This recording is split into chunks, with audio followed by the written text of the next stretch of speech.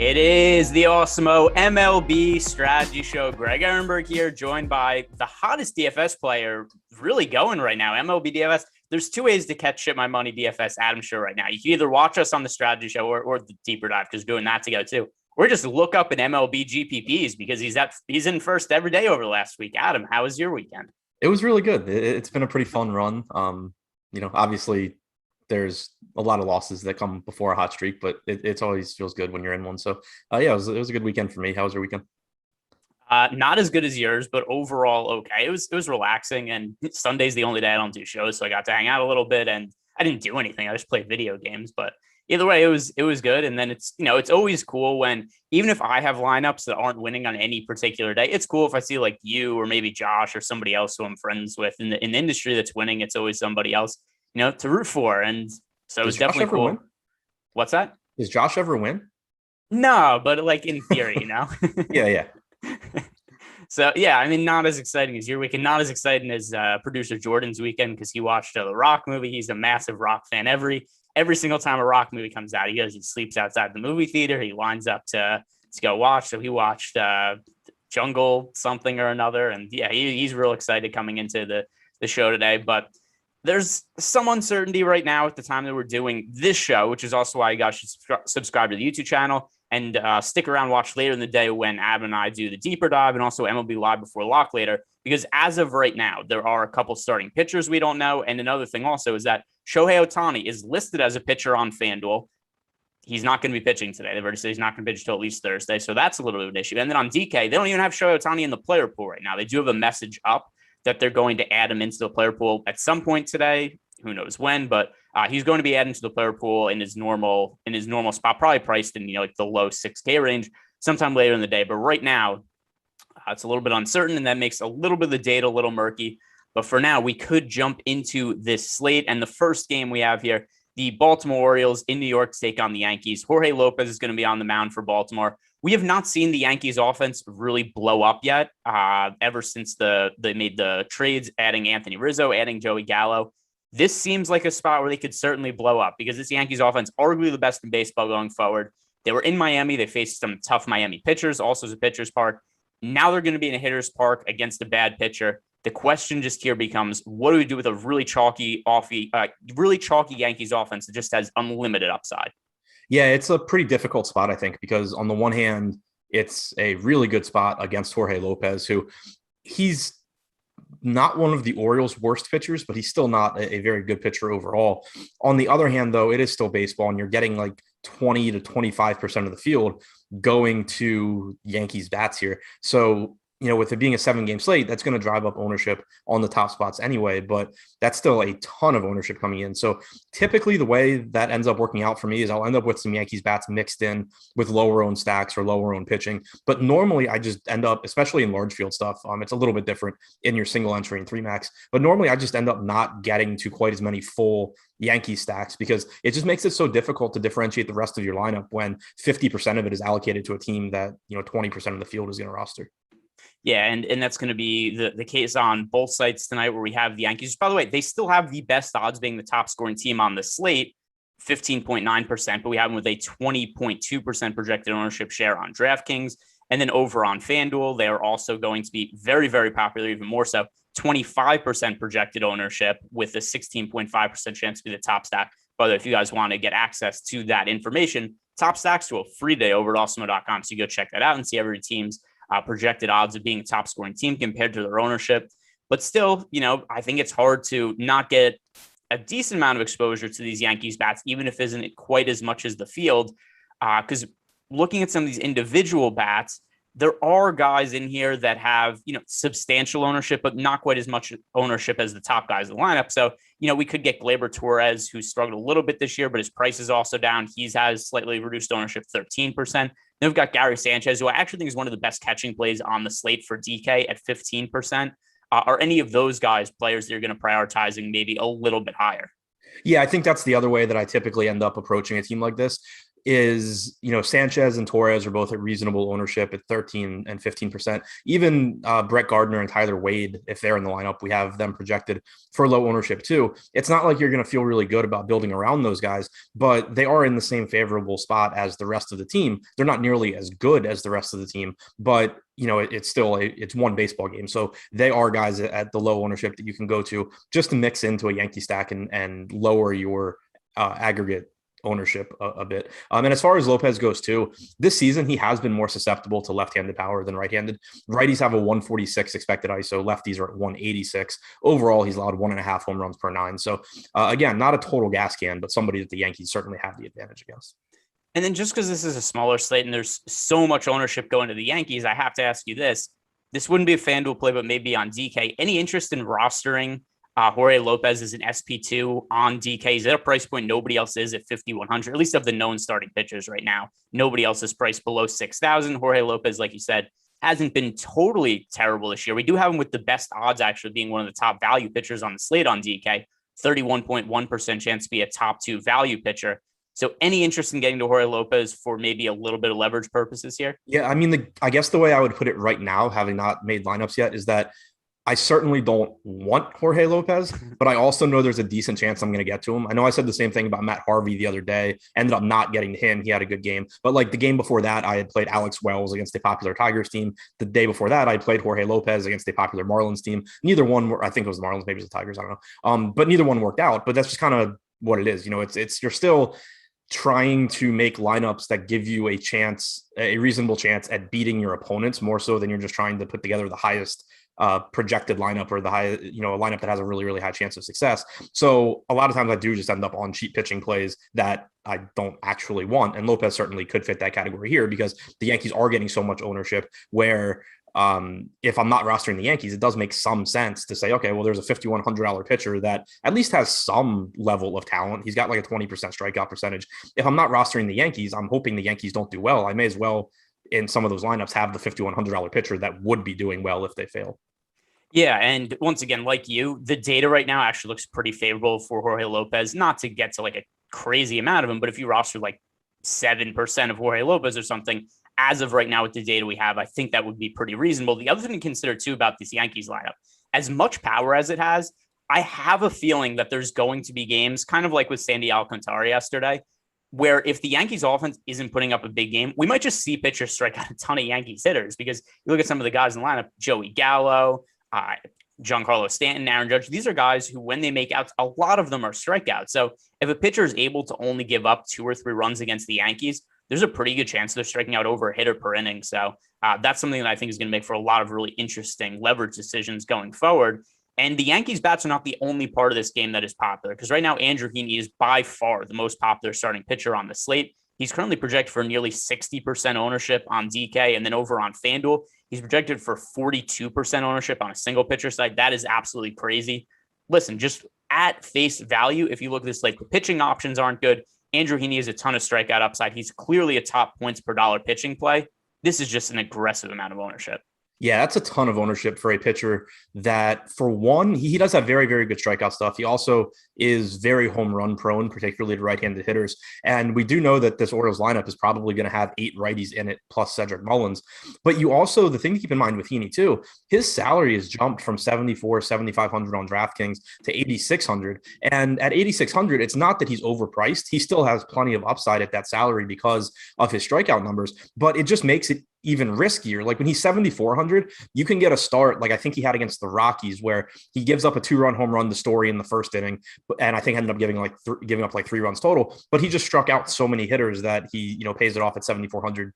At 8,600, there's a little bit less margin for error. So the ownership on the one hand makes sense because like you said, he is one of the top point per dollar pitchers. There's not a lot of pitching on this slate. He's got a 28.2% strikeout percentage, but it's still a really volatile hitter in a pretty volatile spot because these Orioles do have some power from the right side that over half the field is going to. So it's another one where I think my exposure to him probably will depend on what contest I'm playing. In smaller field stuff where there's just less opponents, I'm more inclined to go there. And then in larger field stuff where I'm trying to beat, tens of thousands of people, I'm more likely to say, okay, I'll take some Orioles bats and I'll go, roll the dice on some other pitchers that aren't getting the ownership. Yeah, so given what the current data we have, I think I'm going to play this similar to the last Andrew Heaney slate, which was I had exposure to Heaney, not as much as the field, but his last start, the Rockies were my most stacked team. And if this data was to hold through lock, I think I would end up going with the Orioles as my most rostered offense. And Andrew Heaney, he's not a bad pitcher, but he's not good either. He's just really good for fantasy because when he doesn't give up runs, he strikes a lot of guys out because that's the only way he really gets outs. He gives up a lot of hard contact. The ball gets put in the air a lot against him. He gives up a home runs. So for the year, he has a 5.27 ERA, 4.22 expected ERA. He gets blown up all the time. And there's just this weird ownership game that I always am playing with Andrew Heaney, where it's like, oh, the field isn't rostering Heaney. I'm going to roster a bunch of Heaney. Oh, the field's all over Heaney. I'm going to stack against him. He's probably the most volatile pitcher that we have going in DFS right now. Yeah, exactly. He kind of reminds me of previous versions of Robbie Ray. Like this year, Ray has, gotten it together a bit. But when Robbie Ray used to walk like 10% of hitters and give up power and strike everyone out, and basically was like the Joey Gallo of pitching, like everything's either a walk, a strikeout, or a bomb. That's kind of how it is with Andrew Heaney now. So I'm with you. I think the Rockies were my highest owned stack the last time he pitched. And I think I had like 30% Heaney on the other side of that in 150 max. In 3 max, I think I had 2 out of 3 Heaney teams. I assume I'll be in a similar boat here. It's just a matter of, how many opponents do I need to beat in a given tournament? Yeah, and just for reference, because I'm pulled up the box scores for Andrew Heaney. Here's his fantasy point totals over his last 5 starts. -5, 15, 5, 26, and 19. But none of those games are similar at all. It's just all over the map in terms of different results. And home runs are an issue. Then the strikeouts are good. Then the walks become an issue. Guy's all over the place. He's inconsistent. So we'll see where the ownership ends up landing later on in the day. That's also why you and I, we're going to be back doing the deeper dive later. There's the live before lock. So everybody like this video, subscribe to the YouTube channel, and we'll be back later with more updated information because this is a spot where I do think the ownership is going to be coming in pretty important. But as for some of those Orioles bats, which ones in particular stand out to you the most? So you're going to want to lean towards righties in particular, and then it's just, the guys with power. Since 2019 against left-handed pitching, Austin Hayes has a 200 expected ISO, Mancini's at 281, Mountcastle's at 175, Santander is at 180 and minimum salary. Pedro Severino has a 206 expected ISO over that stretch as well. So I think that, Hayes, Mancini, Mountcastle, particularly Hayes and Mancini, are the ones that really stand out. But, Mountcastle looks good. Santander at 2K flat is a good value. And then I wouldn't shy away from Pedro Severino either. Outside of those guys, you certainly can mix in Urias and Franco, Maikel Franco and Pat Valleca. But I think the guys that you're going to want, 3 or 4 out of the group are the Hayes, Mancini, Mountcastle, Santander, Severino group. Yeah, and Severino has been one of the best catchers at hitting left-handed pitching over the last few years now, and he also does have 3 homers in his last 3 games. So that's all promising. Then one other thing I'll mention about the Orioles before we go on, not only is this team low-owned, even that total ownership number is driven a little bit by Austin Hayes, who's actually getting 8% ownership today. Nobody else on this team is rostered over 2%. So this is going to be a very contrarian stack. I love the leverage we're getting on them right now if these numbers hold. Next game we have here on the slate, the Washington Nationals at home against the Philadelphia Phillies. This Nationals team is just going to be such a disaster going forward now that they've kind of unloaded a lot of their players. But they do have Josiah Gray, who's going to be on the mound for them. He was a big get for them in that trade where they sent Max Scherzer and they traded Trey Turner over to the Dodgers. So Josiah Gray is a fairly well-regarded prospect, not somebody who I think warranted to get to send out a package of Max Scherzer and Trey Turner, but Josiah Gray, 23 years old. We don't have all that much data on him in the big league so far, only 8 innings, but what are you expecting from him going forward? Yeah, so he threw 79 pitches in his last appearance with the Dodgers. So I do assume he's relatively stretched out here and he can give you 5 or 6 innings. I obviously don't know exactly what the Nats plans are, but I think physically he should be able to go 5 or 6 innings. He's not too expensive, and his strikeout numbers in the minor leagues do look very good. In 2019 at AA, he pitched 9 games, made 8 starts, 39 and a third total innings. He struck out 25.5% of hitters. This year in 4 games, 3 starts, 15 and 2/3 innings at AAA after coming back from injury, he struck out 38.6% of hitters, only walked 3.5% over that time. And then in the two appearances he made in the majors, he struck out 37% of hitters so far. So you're not expecting him to keep striking out hitters at that rate, but it is good to see that the stuff has played at the major league level. We haven't run into a Matt Manning situation where he suddenly forgets how to pitch once he comes to the majors. And I think at 7,600, assuming you can get 5 or 6 innings from him, I do think rolling the dice on him in tournaments is a pretty good idea because he's only getting about 13% ownership right now. He's $100 or $1,000 rather less expensive than Andrew Heaney on DraftKings. I think that's one of the guys that I would expect to get a little bit more exposure to at the expense of Heaney in those large field tournaments. Yeah, and like you said, I think the key here is that it does appear that if he's going to be okay at the big league level, which, that's still out. We don't know. We've seen him pitch only a handful of innings so far. However, in the few innings he's pitched, he does have a 37.1% strikeout rate. He does have a 95 average mile per hour fastball velocity, so the stuff looks really good. In his limited time in AAA this year, he had a 38.6% strikeout rate. I would have been really interested to see what his 2020 minor league numbers looked like, but obviously we don't have access to them. But just based on his other numbers, I would guess it would probably be something like an ERA in the twos and then a strikeout rate somewhere around 30%. So Josiah Gray, at the very least, does seem to be an upside prospect, and the field isn't really on him right now. So at 2% ownership, going to Josiah Gray on FanDuel, and then on DK, 13% ownership. I agree with you. I think he's going to be overweight to the field on. The pitching is bad today. Might as well, roll the dice with somebody who has upside, whereas some other guys that we're going to talk about today are pitchers who are probably bad that also don't have that kind of upside. So Josiah Gray, to me, for that reason, relative to the other pitching plays, is going to be a fairly high priority play. But on the other side, just because there is all this variance here, I don't think the Phillies are a bad team to stack because Josiah Gray, once again, we just don't know what he is. Yeah, agreed. And Philadelphia, the big thing is they're not getting that much ownership.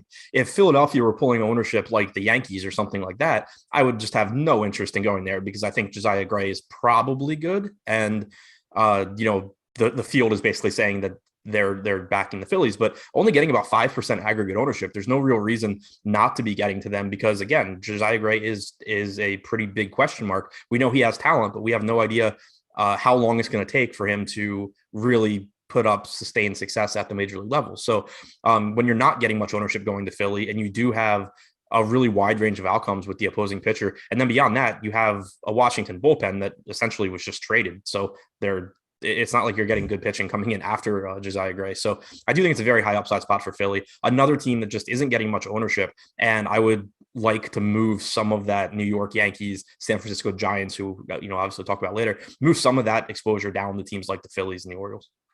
Yeah. And then on the other side, I would like to roster pitchers kind of blindly against the Nationals whenever we can, but it looks like the Phillies are going with a bullpen game today. It looks like Ranger Suarez is going to be starting. Not in our data right now, and I don't know if that's official or not, but either way, it appears it's going to be a bullpen game for the Phillies. That's going to take Suarez out of play for me because he's probably not going to work all that deep into the game. 27 appearances this year. Has only pitched a total of 40 and a third innings. But with the Washington Nationals, I haven't been stacking them because I just don't think there's enough talent in the offense. But as far as one-offs go, there's so many cheap hitters in this lineup still that they always are making sense for me for one-offs, whether it's guys like Victor Robles, Trace Barea, if you want to punt a catcher. We've seen times where who else has led off? So we've seen Yadiel Hernandez. He was hitting towards the middle of the order yesterday. So whoever ends up being cheap towards the top of the Nationals lineup, I think makes for a good punt play, but I'm not really looking to make 5-man stacks of this team.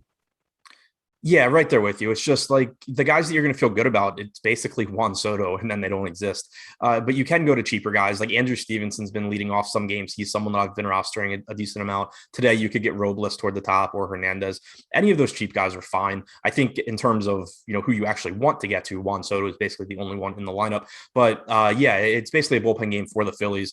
Ranger Suarez has been pitching out of the bullpen for them. They're moving him back into the starting rotation after acquiring Ian Kennedy to be their closer, but he's not fully stretched out yet. So we can expect probably three innings or so from him, not enough to roster him. And, again, just not a team that you're really, the Nats rather, aren't really a team that you want a full stack though. Yeah, there's not enough talent for the full stack. But like I said, one-off, pretty high priority just because there's going to be so many cheap guys on FanDuel and DK that hit towards the top of the order. And it seems like an order that's going to be in flux and move around a lot going forward because we've seen them every day since the trade deadline. They're throwing a different lineup out there. But still, there is value to be had in the Nationals lineup. Next game here, the New York Mets against the Miami Marlins. At least at the time we had started, there was no official starting pitcher for the Marlins. I'm going to check to make sure that still isn't the case. But on the mound for the Mets is going to be Tyler McGill. And I like McGill.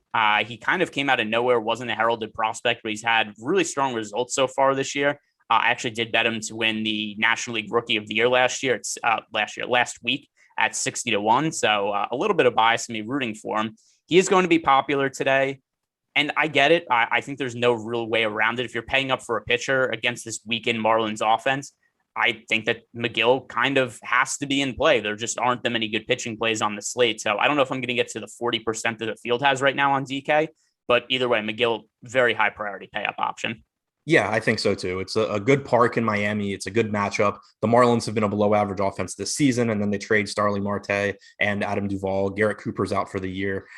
So it just sets up as a good spot for Tyler McGill. He comes in with one of the highest strikeout percentages on the slate at 27.1%, 3.89 xFIP, only allowing about a home run per 9 innings. He's probably a little bit overpriced relative to his talent level, but compared to other starters on the slate, he's kind of got to be the most expensive pitcher, or at least one of them. So no real issues with his salary. I think that it'll be easy enough to get to him and still find some cheap bats. So I expect to be getting to plenty of McGill in the spot.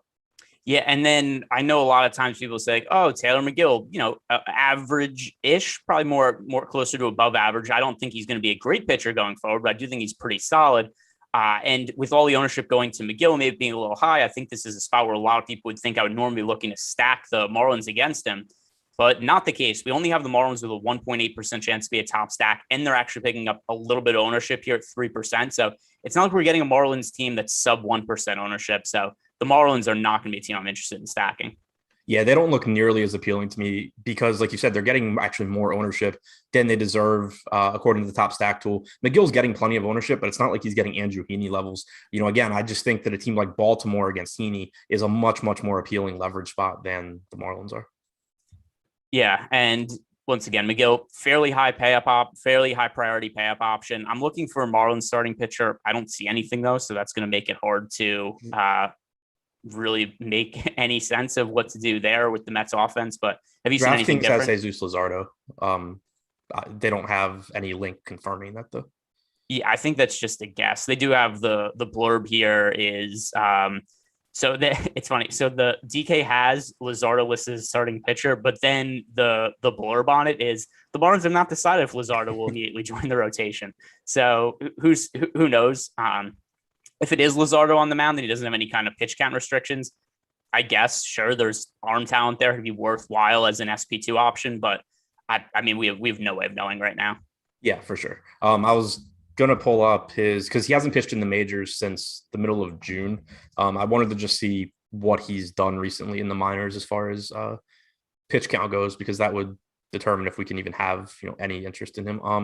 July 25th, he went 5 innings. He went 6 innings July 19th. If it is Luzardo and they, and they don't say that he's on a pitch count, I assume he can give you 5 or 6 innings. Like you said, he does have talent. He's not somebody you're going to be really confident in. It's not a great matchup against the Mets, but he'd be a reasonable SP2. All right. Next game on the slate. And also, guys, like the video, subscribe to the YouTube channel. When Adam and I are back to do the deeper dive later in the day, presumably we'll know who the Marlins starting pitcher is. Maybe it's Jesus Luzardo. Maybe it's somebody better. Maybe it's somebody worse. Or maybe some other totally unforeseen thing happens. But either way, we'll have more information later on the day. Next game here, 2 starting pitchers that leave a little bit to be desired. Chris Flexen on the mound for the Seattle Mariners. Michael Wacha on the mound for the Tampa Bay Rays. Michael Wacha has had some okay games as of late, but if you look at his overall numbers for the year, they are not good whatsoever. So Michael Wacha, I know that there's been games where he's won GPPs lately, but 4.79 ERA, 5.67 expected ERA, only a 22.1% K rate. He's a pitcher I've really struggled to get behind. Yeah, it's always tough to trust him. It does tell you a lot about the pitching on this slate that Michael Wacha is in the middle of the pack in strikeout percentage. Normally, he's one of the guys towards the bottom, but 21.9% is actually decent on this slate. One kind of big concern I have with him is that, for example, in his last game, he scored 26.9 DraftKings points, which clearly is very good. But that's a game where he struck out 9 guys, gave up 3 hits, and they pulled him after 5 innings at 79 pitches. So we've seen Tampa not really let him go too deep in the games either, not getting that third time through the order, which does cap his upside a little bit because you just can't count on this guy to be striking out 8 or 9 guys every game. I think he's in an okay spot against Seattle, and pitching options on this slate are kind of limited. But for example, right now, looking at the top stack tool, we have him getting 19% ownership and a 19% top 2 pitcher percentage. That's fine. It makes me think I probably come in around the field on him, but it is worth pointing out that Josiah Gray has a higher top 2 pitcher percentage and less ownership. So again, maybe somebody that I'm moving some of that ownership to Josiah Gray. Yeah, it's I mean, yeah, it is fair to say that if you look at the top pitchers, so the ownership looks appropriate, but and maybe it's just like you said, it goes to talking about the quality of pitchers on the slate. But I find it really hard to believe that there's any sort of slate with 7 games on it where Michael Wacha is 20% likely to land the optimal lineup. When you just consider how poorly he's pitched this year, the Mariners' offense isn't great, but it's not like this is the worst offense in baseball or anything. So I look at the Mariners on the other side, and then also the concerns about how deep Michael Wacha is going to go into the game. But I look at the Mariners on the other side, they're also picking up a little bit of ownership. So to me, I look at Wacha, I look at the Mariners, and nothing really stands out as something that I would really want to be overweight to the field on or put a lot of money on. Yeah, nothing really stands out to me either. Walker's been pretty interesting this year too when you look at his splits, because he's only struck out 17% of left-handed hitters. The Mariners are probably going to have 6 lefties in their lineup.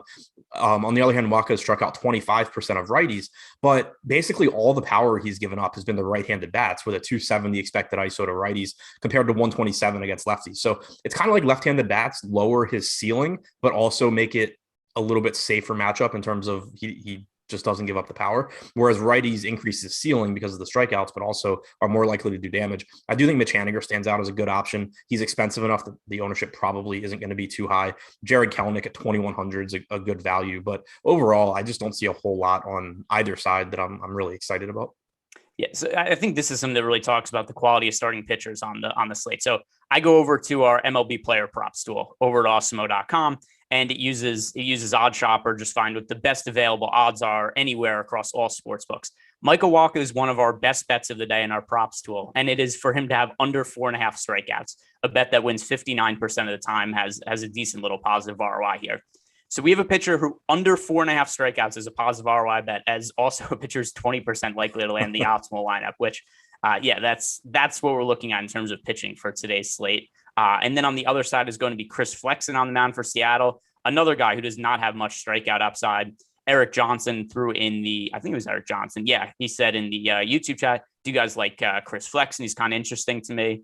I mean, any pitcher you roster today, I can't really make fun of it too much because all of the options are so poor that you could kind of talk yourself into anybody. But on the whole, do I like Chris Flexen? No, he's a better real life pitcher than fantasy. Real life, he's been okay this year. 3.81 ERA, 4.07 expected ERA. The issue here, though, he's on the road. He's a really tough matchup against Tampa Bay, and he just doesn't strike guys out. 15.5% K rate. So it's hard for me to see Chris Flexen really having the upside to win GPPs. If I'm going somebody cheap, I'd rather go to Josiah Gray, who we talked about before, who's comparably priced and has a lot more strikeout upside.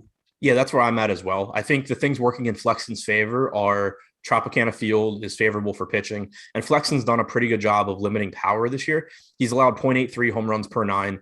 He's held lefties to a 149 expected ISO. Righties are at 167. The problem, though, is Tampa Bay does have a dangerous offense, and Flexen just hasn't gotten strikeouts. He's only struck out 15.8% of lefties, 15.3% of righties, 15.5% of hitters overall. So he does a good job of limiting power, does a good job of not walking guys and making his life difficult, but doesn't do a real good job of accruing fantasy points. And then it's not like he's getting zero ownership right now either. You know, we have him getting 7% ownership. And while that's not a lot, Josiah Gray is only getting 13%. It's not like it's a really big gap between those two. And it's a $500 price difference. I think I would just rather have the guy that racks up strikeouts than Josiah Gray. Yeah, and then if you look at the other side of the game with Tampa Bay Rays, according to our top stacks tool, this is one of the top teams to target on the day, because this is one of the teams with a higher chance to be a top scoring team, 9.2%. But the difference between a team like the Rays or the Yankees, or we're going to talk about the Giants later, these teams are all picking up massive amounts of ownership, not to the Tampa Bay Rays. So as of all the information I have right now, my 2 favorite stacks on the slate, one are the Baltimore Orioles for the leverage off of Andrew Heaney. Number 2 right now is the Tampa Bay Rays, just because they're almost going totally unowned relative to their odds of being a top scoring team. Yeah, same boat. And it's really easy. I always like it when it's kind of just like even easy to see why our ownership is how it is. Because when you look at the teams that you would be paying up for bats, the Yankees have a 6.3 implied run total. The Giants are pretty expensive. They have a 5.6 implied run total. So even though Tampa Bay is in a good spot against Flexen and they have a 5.4 implied run total, it's still third behind those other teams. And then you're getting some ownership, you know, going to the Brewers, who have a 5.5 run total as well. So it just makes sense that, you know, people are going to roster those other teams at a higher rate than Tampa. But realistically, in terms of, you know, who's going to be the highest scoring team on the slate, Tampa Bay is still in the ballpark with those other teams. They're just not going to beat Tampa Bay that high a percentage of the time. So it does make me really like Tampa, even though Flexen has done a good job of limiting power and the ballpark suppresses power as well. There is just good hitters, basically top to bottom, at least in terms of power upside in this lineup for Tampa. Yeah, and the only player picking up double-digit ownership right now is Nelson Cruz. Every single other player in the lineup, single-digit ownership, and the majority of them are only 1 to 2% owned. So right now, Tampa Bay Rays, Baltimore Orioles, those are my two overall favorite stacks of the day. And we'll see more later on in the evening as we get more information to come in. This is one where we're missing some starting pitchers and whatnot. So the data is probably going to change quite a bit by later in the day. But these two teams seem like, one, the Rays are going to be under-owned, and the Orioles, no matter what, are going to offer good leverage off of Andrew Heaney, because Heaney's definitely going to stay popular. Next game we have here, another one where there's no starting pitching, and also something I talked about a little bit at the top of the show is that with the Angels not having listed a starting pitcher yet, FanDuel has listed Shohei Ohtani as a starting pitcher. DK has left him out of the player pool. They're going to add him in later when the Angels name a starting pitcher. Now, Mike Campbell had asked in the YouTube chat, I'm pretty sure it was him who brought up about the possibility, what if Ohtani pitches? The Angels said that Ohtani, the earliest he's going to be able to pitch is Thursday. So I don't know who's going to pitch today, but I'm pretty confident it's not going to be Ohtani. They said earlier it's not going to be him, and they've been very cautious of them over the last few years. So my guess is we see Ohtani's normal DH spot going up against Dane Dunning on the other side for the Rangers. So no real pitching to talk about from the Angels side. But what do you make of the matchup the Angels have against Dunning today? I think Dunning at 6,300, I have some interest there. I'm assuming that his top two pitcher percentage will come up at some point today, because right now we have it at 0.3%, but that's really low. So I assume that's going to come up. He's getting like 8% ownership right now. The issue with Dunning is that the Rangers haven't really been pushing him deep into games. We'd seen them sort of pull the reins back going into the All-Star break, and then they've just been like ramping him up coming out of it. He threw 78 pitches in 6 1/3 innings last start, 72 the one before that. If he can get 80 to 85 pitches, though, at 6,300, I do think he's a reasonable option, just given the lack of pitching on the slate. He's got a 23.4% strikeout percentage this season, 3.68 xFIP is good, 0.9 home runs per 9 innings. Just a pretty solid pitcher. And at his price, the workload concerns aren't that significant. So as long as he's not getting much ownership, I do like going to Dunning as a value option. For some reason, every single slate that's like 6 or 7 games with bad pitching options, Dane Dunning's on 100% of them this year. So there's been a lot of slates where Dane Dunning's 2-3% owned, and I roster him 15 to 20%. This seems like it could be another one of these slates. So yeah, Dane Dunning, I don't have an issue with him. If you do look at the Angels lineup, while they do likely going to have Shohei Ohtani in there right now, beyond him, this is not a very good lineup. So Dane Dunning even potentially could be working around Ohtani a little bit, and not too much to fear here. Dane Dunning, I do think, is a solid starting pitcher. Like you said, the issue that we have with him overall is going to be workload.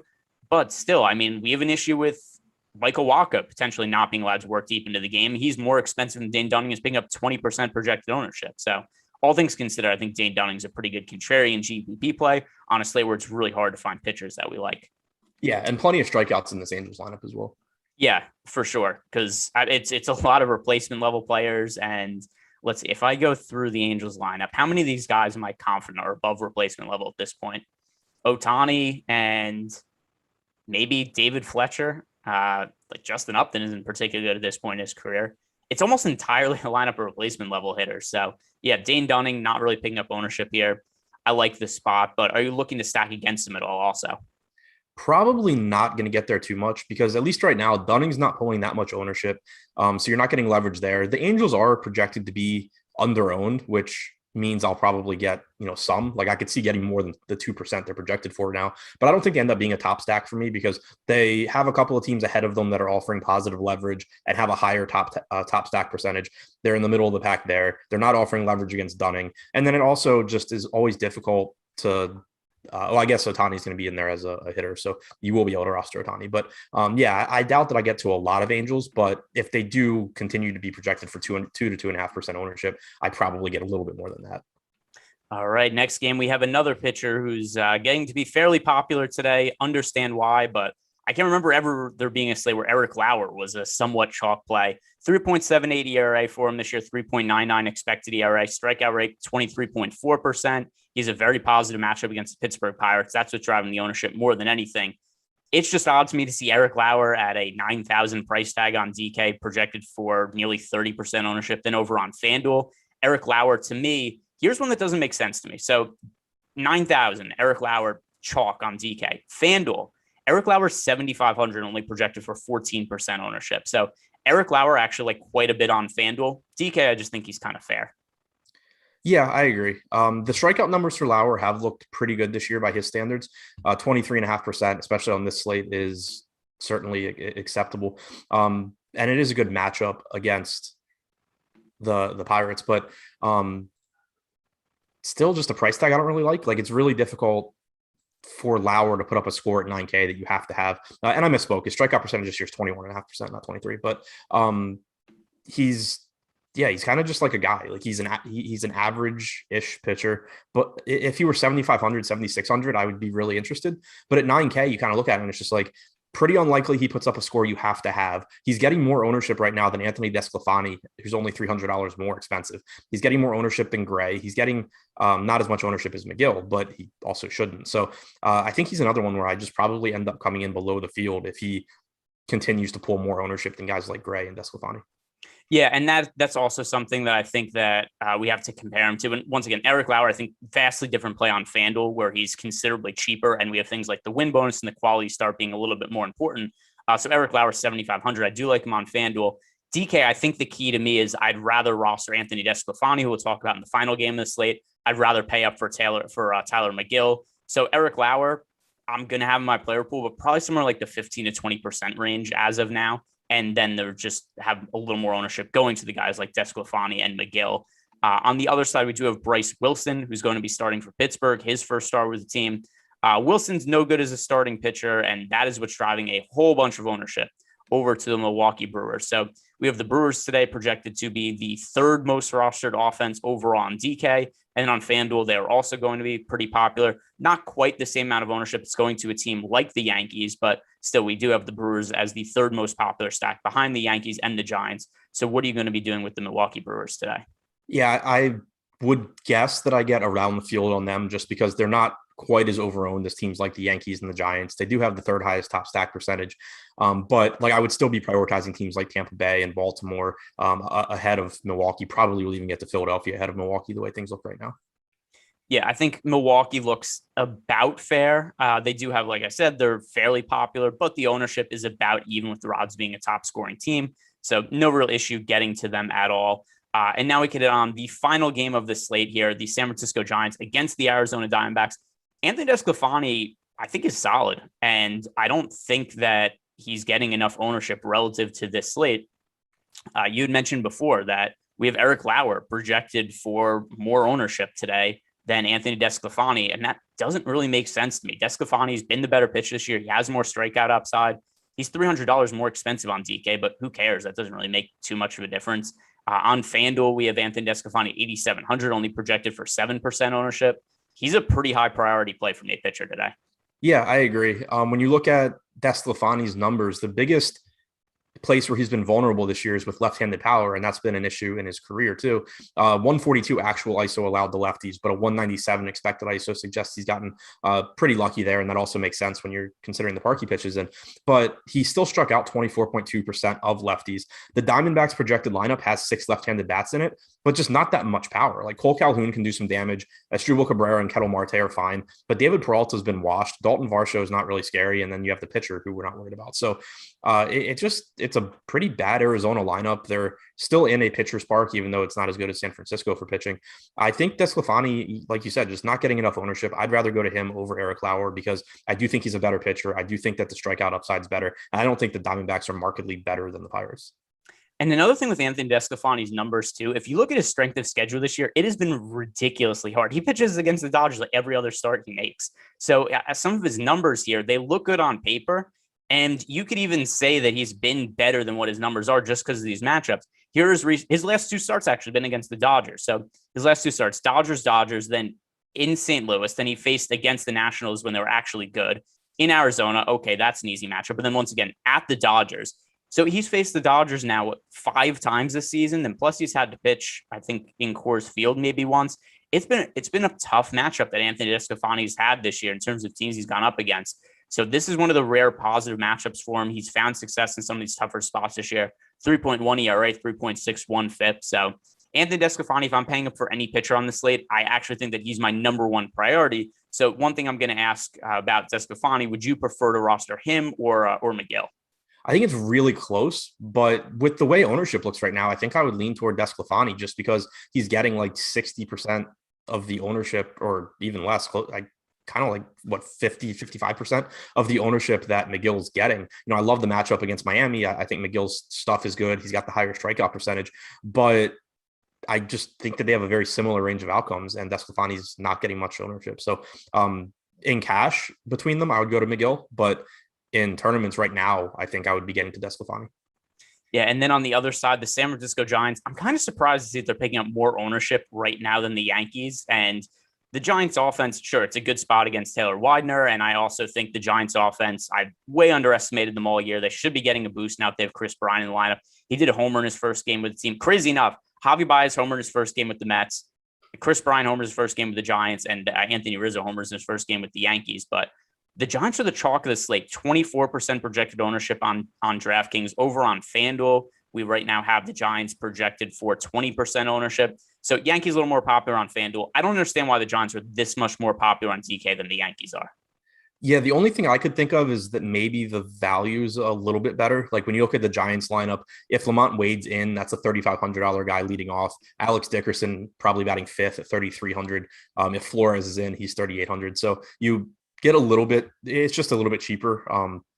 Even Yastrzemski's 4,200, whereas, you know, Judge is 4,800, Rizzo's 47. But I'm with you. Like, I think the Yankees are in a better spot than the Giants are. Yeah, ownership considered right now, the Giants are my least favorite stack on the slate. And it's a team that I would be way underweight to the field on. Smaller slate, I don't know if I'd have 0 Giant stacks, but it's a possibility. And I'd be massively underweight to the field on this current data.